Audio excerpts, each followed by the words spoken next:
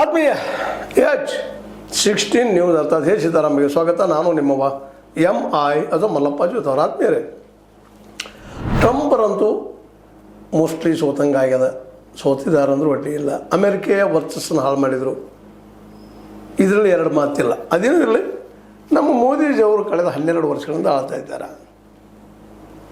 ದೇಶಕ್ಕೆ ಒಂದು ಹೊಸ ಆಯಾಮ ಕೊಡ್ತಾನಂತ ಬಂದಿದ್ದರು, ಎಲ್ಲರಿಗೂ ಉದ್ಯೋಗ ಸೃಷ್ಟಿ ಮಾಡ್ತಾನಂತ ಬಂದಿದ್ದರು, ಬಡವರಿಗೆ 15 ಲಕ್ಷ ರೂಪಾಯಿ ಹಾಕ್ತಾನಂತ ಬಂದಿದ್ದರು. ಆದರೆ ಅವು ಯಾವುವು ಇವತ್ತು ನೋಡಿದರೆ ಇಲ್ಲಿ ಕಾಣ್ತಾ ಇಲ್ಲ. ಯಾಕಂದ್ರೆ ಅವ್ರು ಮೂಲತಃ ಕಾಂಗ್ರೆಸ್ ಮಾಡಿದ ತಪ್ಪನ್ನು ಮಾಡಿದರು. ಅದು ಹೆಂಗಂತೀರಿ? ಹೆಂಗಂದ್ರೆ ಕಾರ್ಪೊರೇಟ್ ವಲಯ ಇರ್ಬೋದು, ಬಂಡವಾಳಶಾಹಿ ವಲಯ ಇರ್ಬೋದು, ಅವರು ಕೊಡುವ ಪಾರ್ಟಿ ಪಂಡಿಗೆಗೆ ಅವ್ರಿಗೆ ಬೇಕಾಗುವಂಥ ವ್ಯವಸ್ಥೆಯನ್ನು ಮಾಡ್ತಾ ಬಂದರು. ಕಾಂಗ್ರೆಸ್ಸಿಗರು ಅದನ್ನ ಮಾಡಿದರು. ಮೋದಿಯವರು ಅದನ್ನು ಮುಂದುವರೆದು ಇನ್ನೂ ಜೋರು ಮಾಡಿ ಪಾರ್ಟಿಯನ್ನು ಬಲಿಷ್ಠ ಮಾಡಿದರು, ಪಾರ್ಟಿಯನ್ನು ಆರ್ಥಿಕವಾಗಿ ಭದ್ರ ಮಾಡಿದರು. ಆದರೆ ದೇಶ ಭದ್ರ ಆಗಲಿಲ್ಲ, ಅಭದ್ರ ಆಗಿ ಹೋಗ್ಬಿಟ್ಟು. ನೋಡ್ರಿ, ದೇಶೀಯವಾಗಿ ನೆಹರು ಅವರಂತೂ ಮಿಕ್ಸ್ಡ್ ಎಕಾನಮಿ ಮಾಡಿ ಹಾಳು ಮಾಡಿದರು. ಒಂದಿಷ್ಟು ಖಾಸಗಿಯವ್ರಿಗೆ, ಒಂದಿಷ್ಟು ಸರ್ಕಾರ ಕೈಯಲ್ಲಿ ಇಟ್ಕೊಂಡು ಅಧಿಕಾರಕ್ಕೆ ಹಾಕಿಕೊಟ್ಟು ಭ್ರಷ್ಟಾಚಾರ ಹೆಚ್ಚಾಗೋದು ದಾರಿ ಹಾಕಿಕೊಟ್ರು.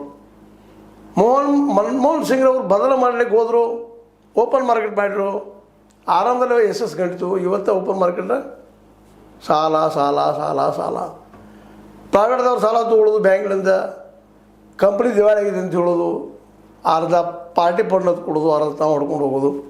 ಹೀಗಾಗಿ ದೇಶದ ಕೆಲವು ಕಾರ್ಪೊರೇಟ್ಗಳು ಶ್ರೀಮಂತರಾದ್ರೂ ಬಹುಸಂಖ್ಯೆ ಆದರು. 90% ಆಫ್ ಜನ, 90% ಆಫ್ ಜನ ಏನಾದರೂ ಬಡವರಾದರು, ನಿರ್ಗತಿಕರಾದರು, ದುಡಿಯುವ ವರ್ಗದವರಾದರು. ಏನೂ ಅವಕಾಶ, ಸುಮ್ಮನೆ ಅವಷ್ಟು ಗ್ಯಾರಂಟಿ ಕೊಡ್ತಾರೆ ಅಷ್ಟೆ. 5 ಲಕ್ಷ ತೋರಿ ಹೊರಗಾಡ್ಯಾಡ್ರಿ ಫ್ರೀಯಾಗೆ, ಮುಂದೆ ಅದೇ ಕಾಲಕ್ಕೆ ಒಂದು 2 ಸಾವಿರ ರೂಪಾಯಿ ತೋರಿತೀವಲ್ಲ ಸಿದ್ದರಾಮಯ್ಯನವರು. ಈಗ ನೋಡ್ರಿ, ನಮ್ಮ BJPಗರು ಬೈತಾಯಿದ್ರು ಈ ಗ್ಯಾರಂಟಿ. ನಮ್ಮ ಕರ್ನಾಟಕದಾಗ ಬೈತಾರೆ, ತಮಿಳ್ನಾಡಿಗೆ ಏನು ಮಾಡಕ್ಲಿದ್ದಾರೆ ಇವತ್ತು BJPಗರು. ಅವರು ಅಲ್ಲಿ ಅದನ್ನು 2 ಸಾವಿರ ಕೊಡ್ತೀವಿ, 5 ಸಾವಿರ ಕೊಡ್ತೀವಿ, ಇನ್ನೂ ಹೇಳ್ಕೊಳ್ಳಿಕ್ಕಿದ್ದಾರೆ. ಗ್ಯಾರಂಟಿಗೆ ಒಟ್ಟು ಕಚಾರಿ ಖಾಲಿ ಮಾಡ್ತಾಯಿದ್ರು ಎಲ್ಲರೂ. ಇವು ಒಬ್ಬರು ಅಂತಲ್ಲ, ಇದಕ್ಕೆ ಕಾರಣ ಮಧ್ಯಕಾಲದ ಕಾರ್ಪೊರೇಟ್ಗಳಿಗೆ ಈ ನಮ್ಮ ಪಬ್ಲಿಕ್ ಸೆಕ್ಟರ್ ಕೊಟ್ಬಿಟ್ರು. ನಮ್ಮ ಮನಮೋಹನ್ ಸಿಂಗ್ರ ಹಾದಿಯಲ್ಲಿ ಮುಂದೆ ಹೋಗಿ ಇಲ್ಲಿವರೆಗೆ ಒಂದು ಹೊಸ PSU ಪಬ್ಲಿಕ್ ಸೆಕ್ಟರ್ದಾಗ ಏನು ಅಂದರೆ ಸಾರ್ವಜನಿಕ ರಂಗದ ಉದ್ಯಮಗಳೆಲ್ಲನೂ ಹೆಚ್ಚು ಪ್ರಾಡಕ್ಟ್ ಕೊಟ್ಬಿಟ್ರು. 32 ಕೊಟ್ಟರು, ಒಂದು ಹುಟ್ಟಿಸಲಿಲ್ಲ ಮೋದಿಯವರು. ಮನಮೋಹನ್ ಸಿಂಗ್ರ ಆಗೋ ಏನೋ ಹುಟ್ಟಿಸಿದ್ರು, ಅವರು ಅಂತ ಹೇಳ್ಕೊಳ್ಳೋಂಥ ಮಾಡಲಿಲ್ಲ.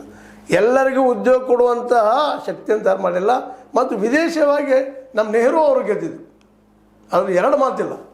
ಯಾಕಂದ್ರೆ ಅವ್ರ ಸಮಯದಲ್ಲೇ ಅಲಿಪ್ತ ನೀತಿ, ನಮ್ಗೆ ರಷ್ಯಾನೂ ಬೇಡಪ್ಪ, ಅಮೇರಿಕನೂ ಬೇಡಪ್ಪ, ನಮ್ಮದೇ ಆದಂತೇಳಿ ಆವತ್ತು 100-150 ದೇಶಗಳು ಒಂದು ಕಡೆ ಮಾಡ್ಕೊಂಡಿದ್ದರು.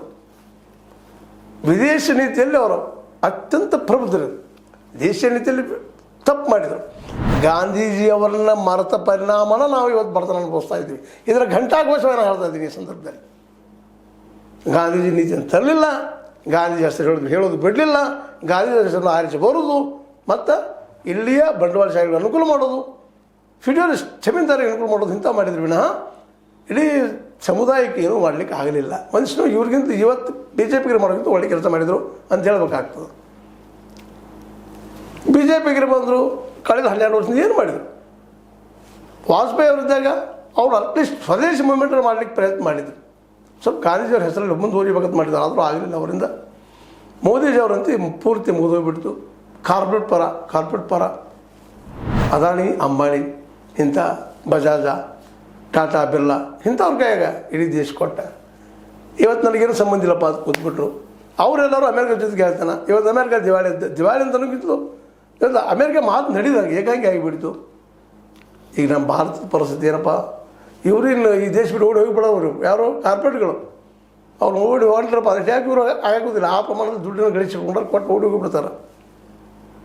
ಭಾರತದ ಪರಿಸ್ಥಿತಿ ಏನು ಇವತ್ತು ನೋಡ್ರಿ. ವಿದೇಶಾಂಗ ನೀತಿಯಲ್ಲಿ ಅಲಿಪ್ ನೀತಿ ಇಟ್ಕೊಂಡಿದ್ರೆ ಇವತ್ತು ತಮ್ಮದೇ ಸಂಘಟನೆ ನೋಡಿರಿ. ಸಾರ್ಕ್ ಮಾಡಿಕೊಂಡಿದ್ದೀವಿ ನಾವು 7 ದೇಶಗಳು. ಎಲ್ಲಿದ್ದಾವೆ ಸಾರ್ಕಿಗೆ? ನಮ್ಮ ಸುತ್ತಮುತ್ತ ಎಲ್ಲ ಚೈನಾದ ಪ್ರಭಾವ, ಯಾವ ದೇಶ ನಮ್ಮ ಜೊತೆಗಿಲ್ಲ. ಇವತ್ತು ನಾವು ಚೈನಾದ ಪ್ರಭಾವ ಬಂದುಬಿಟ್ಟಿವಿ. ಇವತ್ತು ಮಾರ್ಕೆಟ್ ಹೋಗಿ ಮಾರ್ಕೆಟ್ ಏನು ಸಿಗ್ತಾವೆ? ಬರೀ ಚೈನಾದ ಗೂಡ್ಸಲ್ಲ, ನಮಗೂ ಏನಿಲ್ಲ. ನಮ್ಮ ಇಂಡಸ್ಟ್ರಿ ಬೆಳೆಸಲಿಲ್ಲ ರೀ, ಅದು ದುಡ್ಡು ಹಾಕಲಿಲ್ಲ, ಶಿಕ್ಷಣಕ್ಕೆ ದುಡ್ಡು ಹಾಕಲಿಲ್ಲ. 2% ದುಡ್ಡು, ಆರೋಗ್ಯಕ್ಕೆ 2%. ಮತ್ತು ಆರೋಗ್ಯ ಇಂಪ್ರೂವ್ ಆದ್ರೆ ಹೆಂಗೆ ಆಗ್ತದೆ ರೀ? ಶಾಲೆಗಳು ಎಲ್ಲ ರೊಕ್ಕ ಕೊಟ್ಟು ಕಲಿಬೇಕು, ರೊಕ್ಕದಾಗಿ ನೋಡ್ಬೇಕು, ಹಮಾರಿ ಆಗ್ಬೇಕು, ದುಡಿಯಾಕೆ ಹೋಗ್ಬೇಕು, ಕೃಷಿ ಕೂಲಿ ಆಗ್ಬೇಕು, ಇದ್ರಲ್ಲಿ ಮತ್ತೇನೂ ಇಲ್ಲ. ಅವ್ರು ಕೊಡೋದೆಷ್ಟು ಬದುಕಿಗೆ ಸಾಲೋದಿಲ್ಲ, 2 ಹೊತ್ತು ಊಟ ಸಾಲೋದಿಲ್ಲ. ಜೊತೆಗೆ ಸಾರಾಯಿ ಒಂದು ಜೋಡಿಸಿರ್ತಾರೆ, ಸಾರಾಯಿ ತಂಬಾಕ ಸೇದುದು ಕುಡಿದು ಅವಳು ಸೇರಿಸೋದು ಕೂಡ ದುಡಿದ್ರೆ ಮತ್ತು ಅವಷ್ಟು ಅರ್ಧ ಕಟ್ಟ ಆರೋಗ್ಯ ಮೇಲೆ ಇಫೆಕ್ಟ. ಮತ್ತು ದೇಶ ಉದ್ಧಾರ ಆಗು, ಶ್ರೀಮಂತ ಆಗು, ಮುಂದೆ ಹೋಗು, ಬೆಳೆ ಎಲ್ಲರಿ ಸುಳ್ಳು ತೋರಿಸೋದು. 10% ಜನರ ಏರಿಯಾ ತೋರಿಸಿ ನಮ್ಮ ದೇಶ ಮುಂದುವರೆದ, ನಾವು ಭಾಳ ಮುಂದುವರೆದಿದ್ದೀವಿ ಅಂತ ಹೇಳ್ಬೋದು ಹೋಗೋದು.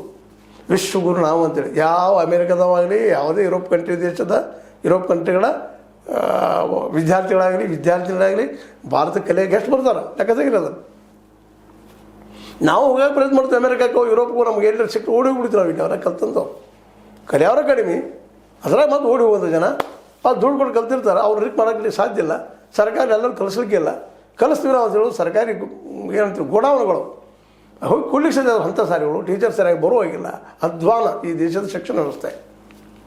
ಅದನ್ನು ನಮ್ಮಲ್ಲಿ ಅತ್ಯಂತ ಬೆಸ್ಟ್ ಕೆಲಸ ಮಾಡ್ತಾರೆ ಕೇಜ್ರಿವಾಲ್. ಯಾರೋ ವೈರಿ ಮಾಡಲಿ ಅವರು, ಅದು ಒಪ್ಪಬೇಕಾಗಿತ್ತು. ಅವರು ನಮ್ಮ ಮೋದಿಯವರಿಗೆ ಒಪ್ಪಿಗೆ ಇಲ್ಲ. ಯಾವ ತಂದ್ರೆ ಏನೋ ಅಲ್ಲಿ ದಿಲ್ಲಿಯಲ್ಲಿ ಸಹಿತ ಶಿಕ್ಷಣ ರಂಗಕ್ಕೆ ಕೇಜ್ರಿವಾಲ್ ಮಾಡ್ತಾಯಿಲ್ಲ.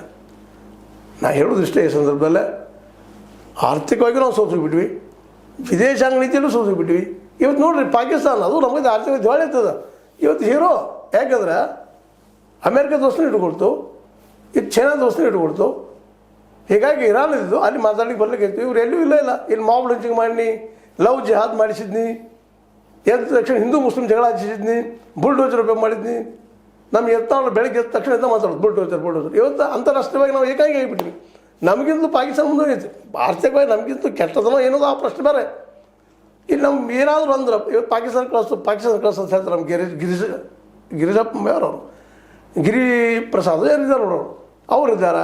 ನಮ್ಮ ಕರ್ನಾಟಕದ ಯತ್ನಾಳ್ ಇದ್ದಾರೆ, ಅವ್ರ ಜೊತೆಗೆ ನಮ್ಮ ಅನಂತಕುಮಾರ್ ಹೆಗಡೆ ಅವರು ಇದ್ದಾರೆ. ಪಾಕಿಸ್ತಾನ ಕಳಿಸ್ರಿ. ಪಾಕಿಸ್ತಾನ ನಮ್ಗೆ ಹಿಂದುಳೋದು ಟೀಕೆ ಮಾಡಿದ್ವಿ. ಆದರೆ ಇವತ್ತು ಇರಾನ್ ಜಗಳವನ್ನು ಬಗೆಹರಿಸುವಲ್ಲೇ ಪಾಕಿಸ್ತಾನಕ್ಕೆ ಬರ್ತಾ ಇದ್ದಾರೆ. ಪಾಕಿಸ್ತಾನದ ವಿಶ್ವಾಸ ಇವತ್ತು ಅಮೇರಿಕಾಗೆ ನಮ್ಮ ಮೇಲಿಲ್ಲ. ಒಂದು ಏನೋ ಫೋನ್ ಮಾಡಿದ್ರು ನಮ್ಮ ಮೀಡಿಯಾದ ಹೊಡೆದು ಫೋನ್ ಮಾಡಿದ್ರು ಟ್ರಂಪ್ ಅವ್ರು ನಮ್ಮ ಇವ್ರ ಜೊತೆಗೆ ಮೋದಿಯವ್ರ ಫೋನ್ ಮಾಡಿ ಏನಾಗೋದು. ಇವತ್ತು ಆತಿಥ್ಯವನ್ನು ಯಾರು ಕರ್ಕೊಂಡ್ರು? ಇವತ್ತು ಅದು ಯುದ್ಧದ ಸೋಲುವಂತೆ ಬಂದಾಗ ಪಾಕಿಸ್ತಾನ ಮುಂದೆ ಮಾಡಿ ಪಾಕಿಸ್ತಾನದವ್ರು ಹೇಳಿದಂಗೆ ಕೇಳುವಂಥದ್ದು ಅಮೇರಿಕ. ಚೈನಾ ಪಾಕಿಸ್ತಾನದ ಹೇಗೆ ಬೇಕಾಗ ಮೌಲ್ಡ್ ಮಾಡ್ಕೊಂಡೆ ಇವತ್ತು ಪಾಕಿಸ್ತಾನ ಇವರು ಎಲ್ಲರೂ ನೋಡಿ ಹೀರೋ. ಇರಾನ್ ಅಂತ ಜಗತ್ತು ಸೂಪರ್ ಪವರ್ ಆಗೋಗ್ಬಿಡಿ. ನಮ್ಮ ವಿದೇಶಾಂಗ ನೀತಿ ಸರಿ ಇಲ್ಲ. ನಾವು ಚೈನಾಗೂ ಸಮೀಪ ಬರಲಿಲ್ಲ, ಅದು ಅಮೇರಿಕಾಗೂ ಸಮೀಪ ಬರಲಿಲ್ಲ, ಇದು ಯುರೋಪಿಯನ್ ಯೂನಿಯನ್ಗೂ ಸಮೀಪ ಬರಲಿಲ್ಲ. ದೊಡ್ಡ ಮಾರ್ಕೆಟ್ ತಗೊಂಡು ಕೂತ್ಬಿಟ್ಟಿವಿ. ವಿದೇಶಾಂಗ ನೀತಿ ಅಟರ್ಲಿ ಫೇಲ್ಯೂರ್, ಆರ್ಥಿಕ ನೀತಿ ಅಟರ್ಲಿ ಫೇಲ್ಯೂರ್. ನಾವು ಬೇಕಾದ್ರೆ ಹೇಳ್ಕೊಬೋದು ಇವತ್ತು ಅದನ್ನು. ಹಾಗಾದ್ರೆ ನಮ್ಮಲ್ಲಿ ಯಾಕೆ ನಡೀಲಿಲ್ಲಪ್ಪ? ನವದೆಹಲಿಯಲ್ಲಿ ಯಾಕೆ ನಡೀಲಿಲ್ಲ? ನಡೆಯೋದಕ್ಕೆ ಅವ್ರು ಮನಸ್ಸು ಯಾಕೆ ಮಾಡಲಿಲ್ಲ? ಇವತ್ತು ದೊಡ್ಡ ಇಡೀ ಇತಿಹಾಸ ಬದಲಾಗುವಂಥದ್ದು. 45 ದಿವಸದ ಯುದ್ಧದ ಹೊಸ ಇತಿಹಾಸ ಬರ್ತಾ ಇದ್ದಾರೆ. ಇತಿಹಾಸ ಹೊಸ ಇತಿಹಾಸ. ಇದು ನಾವು ಗಮನಿಸಬೇಕಾಗಿದೆ. ಇಂಥ ಸಂದರ್ಭದಲ್ಲಿ ಪಾಕಿಸ್ತಾನ ಹೀರೋ. ಅವ್ರ ಬಾಜುಗಿಂತ ದೊಡ್ಡ ದೇಶ ನಮ್ಮದು, ಆರ್ಥಿಕ ಬಲಿಷ್ಠ ನಾವು. ವಿದೇಶಾಂಗ ನೀತಿಯಲ್ಲೂ ಸಹಿತ ನಾವು ಸೋತು ಹೋಗ್ಬಿಟ್ಟಿವಿ. ನಮ್ಮ ಸುತ್ತಮುತ್ತ ಇದ್ದಂಥ ಎಲ್ಲ ದೇಶಗಳು ನಮ್ಮ ಜೊತೆ ಸರಿ ಇಲ್ಲ.